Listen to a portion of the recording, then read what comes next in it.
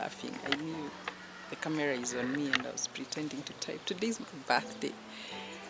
It's my 45th birthday, and 40s have been scaring for me. 30s were scaring, but 40s have been scaring for me because of this thing called retirement. I remember my mom got, I'm a firstborn, my mom got me while I was still she was still very young. She was in first year college. And therefore, when she turned 45, she was already a grandma. Kaylin was born, I think, when she was 43 or 42, I can't remember. And one of the things that I kept hearing people that were in their 40s when I was young was counting. So somebody, you're only 10 years to retirement, you're only 5 years to retirement. It almost felt like the description of you're only 10 years to your death, or 5 years to your life is over. And that gives us a mind frame of, by the time you get to 40 or 35, 40, 45, worse, 50, life is done. And I look through the Bible, and there was no retirement in the Bible. People in the Bible just died. They didn't retire. And I'm reminded of the story of Moses. I'm remembering of the story of Joshua. And I remember there is a certain story where Joshua was 80-something, and he was tired, probably 100 and something, I can't remember. And God told him, no, stop, go back. You still have work to do. And this whole thing of retirement came because I was watching Sid Roth last night, and this guy is 80 what now, 84, and he has so much energy. And I was like, this guy is gonna drop dead from,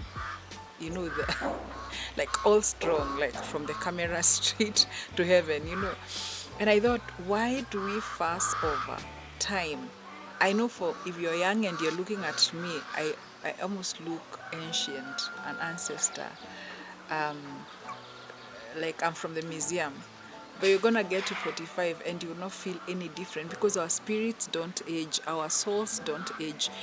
Exactly how I felt when I was 20, when I was 15 is exactly how I feel now, with the difference that my back maybe hurts a little bit because I've carried 7 children inside of me.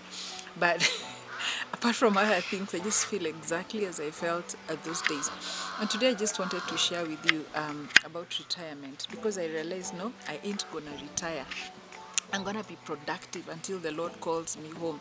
I'm gonna be productive until I am useless on earth. I'm not gonna leave this earth just passing by time, just to make sure that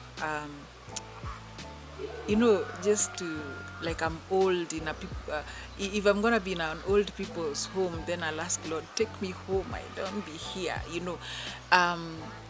And one of the things that I wanted to share with you, because I'm working this morning, of course I'm at work, I work from home, but one of the things I wanted to share today is how do you go through life? If you're employed or having your own business, how do you go through, or even just at home, through difficult tasks, through boring tasks? I have a cousin, my family, most of us, we are creatives. And we were having a joke the other day where my cousin, is a photographer, and he was like, I just can't handle boring tasks. I don't know what to do. And I was laughing. I was just dying, because I know how difficult. I personally hate, I love doing the work, but I hate reporting. I just hate filling records, as much as I train how to fill records and all that. There's some things that I want to be on the run. I love adventure. I love the doing, but there's also stuff that you don't like doing. Now, I was talking to my husband this morning, and I was telling him, wow, I discovered what it means to rest. I've had this message of operating under rest, trusting God under rest.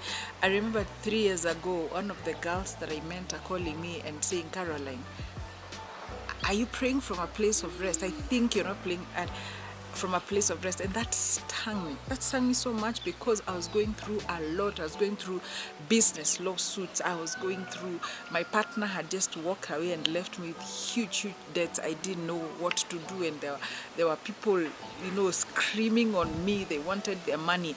They didn't care if I had faith or I didn't have faith. They didn't care my situation. All they knew is that they had supplied product, and we hadn't paid, and in the same way we got into personal debts and all that, and I couldn't. I was panicking. I was confused. And she said, you have to pray from a place of rest. And it took me a long while to understand this. But I also came to understand you can't rest until you've actually finished what you're supposed to do. And this came to me because God created the world in 6 days. And he just, did everything. And Romac says that God created the world so well that he's never had to create anything after this. Probably just angels, I don't know. But he created everything to multiply itself, to function. He did so much good work for 6 days that on the 7th day he didn't have to do anything. He rested, and he's been resting since then. Okay, of course we give him a lot of trouble, but he's been resting the way of what he had to do. And I realized the best way to actually rest, the only way you can rest, because you can just tell yourself, I'm fatigued, I'm gonna knock off and go to sleep, but it's only your body that will be resting, because your soul is disturbed, your emotions are disturbed, your mind is disturbed. And I realized the best way to rest is actually complete everything that you have to do, and do it so well that when you've done everything that you have to do, then you can be able now to go to a place of rest. And I know that's hard for people that have office work. I remember when I was younger, the office joke used to be, hata siwezi maliza job, juu nikimaliza kesho nitafanya nini? Like the joke was like, you can't finish all the work because tomorrow you got to leave something for tomorrow, because it's always work, there's always work. But the point is what you plan to do today. And I plan my day in 8-hour sorts. I tell myself I'm going to work 8 hours. And with 7 children, it's almost impossible to go 8 hours non-stop. Just now I'm going to be called because the baby will need to breastfeed, somebody else will be calling me. My kids are always needing my attention. So I divide my not 24, I minus my 8 hours of sleep. The rest of the day is decided. So if I have to do some office work at night, I do. If I have to do some baby work during the day, I have to do. And it's something that I normally pray that my clients, the people I'm working with, my office, they're able to understand. But even without that, I try to fix my day in an 8-hour day. And now within that 8-hour day, there's a lot of boring tasks. I don't know if you've just sat on the computer and looked and like, how am I gonna do this? Not because you don't know how to do it, but because it's boring as hell. And I'm encouraging us to be productive every single day, to be productive every single hour. This is my birthday word for you, because God has been so gracious. Today, last night, I asked him to surprise me, and he brought out beautiful sun in July, in the middle of July. And just see God, just see, it's beautiful. And the same way, my birthday gift to you today is to look at your day in bits and pieces, to look at your work in bits and pieces. If you can look at your day as 24 hours instead of a day, if you can look at your hour like 60 minutes instead of an hour, if you can look at your minute in 60 seconds instead of a minute, and look at the bits and pieces, what can I be able to achieve in an hour? This is how I can show you. Can you see that? The book? What's inside? Yeah, what's inside? Actually, I want you to see everything that's inside. Yeah. So, recently, God spoke to me and said, I want you to record everything you're doing hourly, everything you're doing on an hourly basis. If I make a call, it's very tedious because I told you I don't like reporting. But it has helped me to understand, am I wasting time? Am I being productive? Am I feeling guilty for wasting time? And actually, there's a lot that I was doing, only that it is not tangible. And my birthday one, my gift for you today, from living this life for a long time. I'm sure somebody who is watching me and they're 65, they're like, you're a kid. But somebody who's 20 is looking at me like my daughter and thinking you're ancient, So it depends on which side of the world you're coming from. But from the years that I've lived, I have known that there's nothing better than being efficient, effective, being able to run your race, to run within your lane, to be able to do things the best way you can.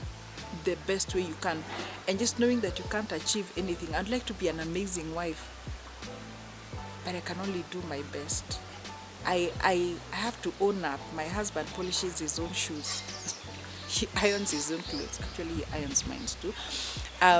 He I would like to be that wife who does everything for my husband, but I am not able because my hands are with the kids. My hand, and it's a boring task, and he loves it. He loves ironing. He loves arranging and everything. But I would like to be all that, but I can't. So I have to look at myself and say, what can I? In the opposite, I'm an amazing wife in the way of I share costs with my husband. I don't pressure him too much when I can do something myself with myself financially. I would like to be a perfect mother, but I am not sometimes. I would like to give 100% attention to the kids, but I'm not unable. But I'm able to give 100% of the time I am with them, of the best that I can do. So my wish today is that you be the best, you do the best, you come out the best of what God has called you to do. You're never going to retire in regards to your destiny.